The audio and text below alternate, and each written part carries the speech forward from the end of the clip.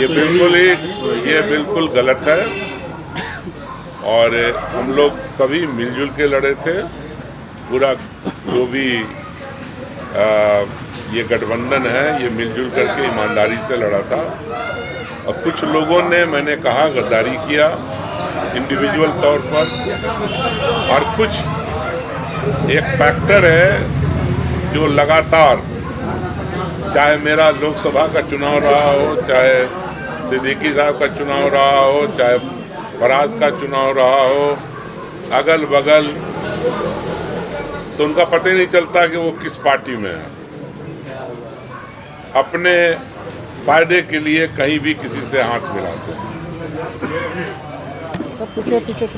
आए हुए सभी पत्रकार भाइयों का मैं हार्दिक और अभिनंदन करता हूं और आप सभी लोगों को और आपके जरिए सभी पूरे दरभंगा वासियों को, मिथिलांचल के लोगों को, बिहार के लोगों को, पूरे भारत वर्ष के लोगों को नए साल की हार्दिक बधाई और शुभकामनाएं देना चाहता हूं।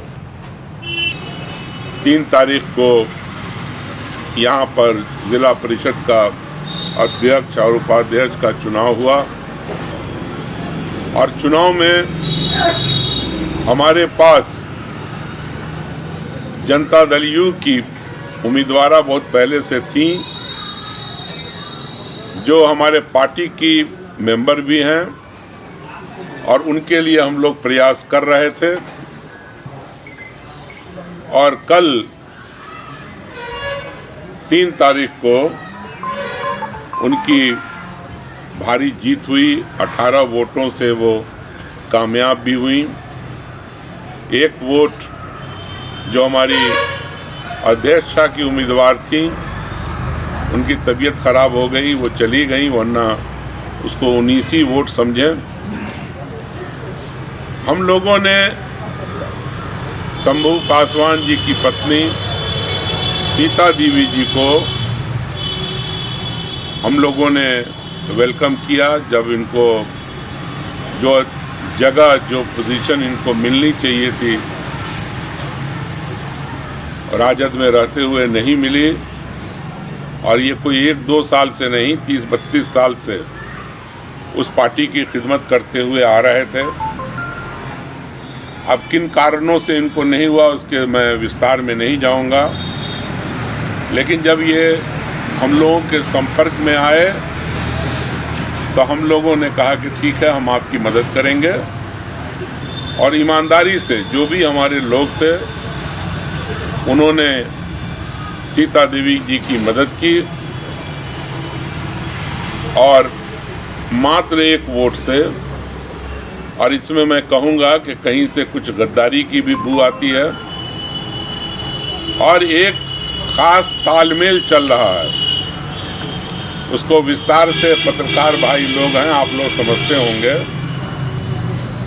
कि ना पार्टी के धर्म निभाया जाता है, और अगर आप इतिहास में जाएंगे तो हमारे हारने की वजह भी वहीं मिलेगी। और पिछले दिनों अब्दुल बारी सिद्दीकी साहब को भी हारते हुए देखा होगा आपने, पिछली दफ़ा फराज को भी हारते हुए देखा होगा आपने। तो एक अजीबोगरीब किस्म का अंदरूनी तालमेल भी है, उसको समझने की ज़रूरत है। और तकरीबन उसी तालमेल और उसी बेईमानी से और गद्दारी से सीता देवी जी को हरवाया गया है। लेकिन मैंने दोनों से बात किया है, उनकी तो तबीयत खराब हो गई थी, तो 1 वोट से हारी हैं और यहाँ 18 वोट से जीत हुई है। दोनों से मैंने बात किया और यही मैंने कहा है कि आप दोनों मिलकर के सदन के काम को और दरभंगा के विकास को आगे बढ़ाएं और जितना पॉजिटिव रोल हो सके सदन को चलाने में, दरभंगा के विकास में और सबको साथ लेकर चलने में, इन दोनों को वो काम करना है। और कभी कहीं पर कोई दुनिया ख़त्म नहीं हो जाती है। बहुत सारे लोग जिन्होंने गलती की है उनको रियलाइजेशन भी होगा, और सब कुछ मुमकिन है अगर आप ईमानदार रहें और लोगों के जनहित के काम में लगे रहें और जो मेंबर्स हैं उनका ख्याल रखें। तो मैं तो दोनों उम्मीदवार जो हुई थी उनको शुभकामनाएं देता हूं नए साल के लिए। और ये तो दूसरी मर्तबा हुई हैं उपाध्यक्ष, और ये तो पहली मर्तबा जीत के गई थी और मात्र एक वोट से हारी। उनकी तबीयत भी कल ख़राब हो गई। तो ये सब देखना नहीं है और आगे बढ़ना है, और कोई टेंशन लेने की ज़रूरत नहीं है।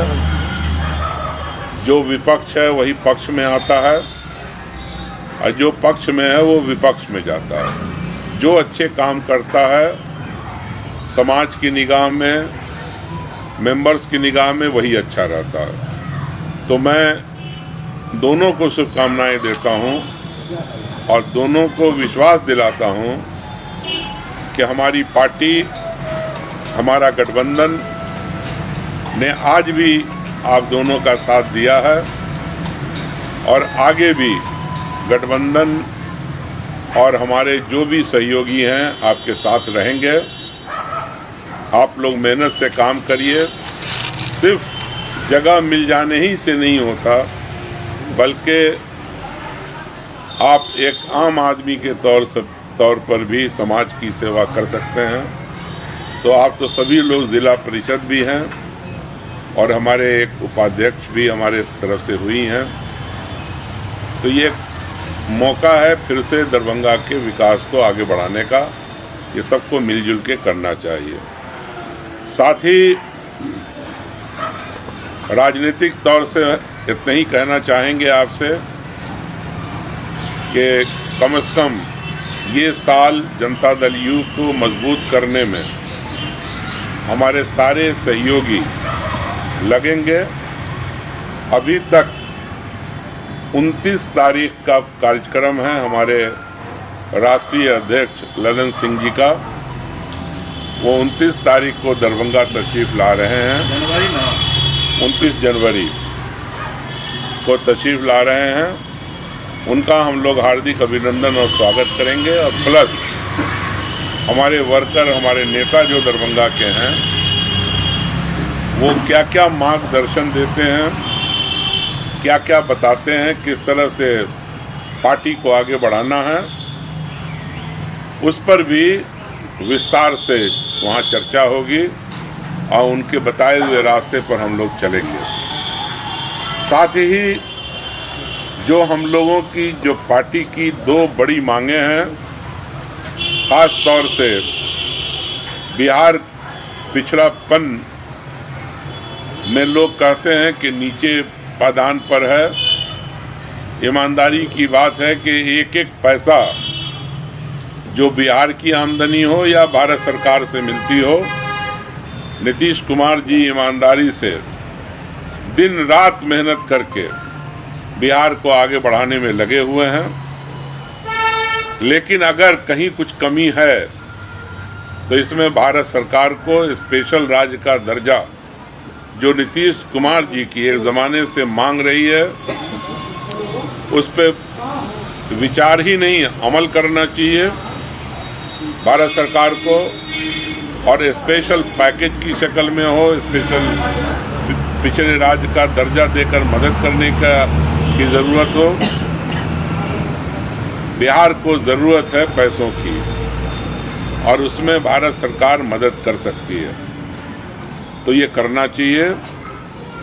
दूसरे, जातीय जनगणना पर हमारे पार्टी का पूरा अज़्म है कि जब तक के जनगणना नहीं होगा तब तक जो आर्थिक पिछड़ापन है उसकी जानकारी नहीं मिलेगी कि आज़ादी के इतने दिनों के बाद कौन कौन सा वर्ग समाज में पीछे रह गया, और उनकी आबादी कितनी है, तो इसकी जानकारी के लिए जानना ज़रूरी है, ताकि फिर उसको जो भी हिंदुस्तान के अंदर जो पैसे का बंटवारा होता है, तो ये सारी आबादी का विवरण जब हमारे सामने होगा, कौन से बिरादरी के लोग कितने हैं और वो कितने पीछे रह गए,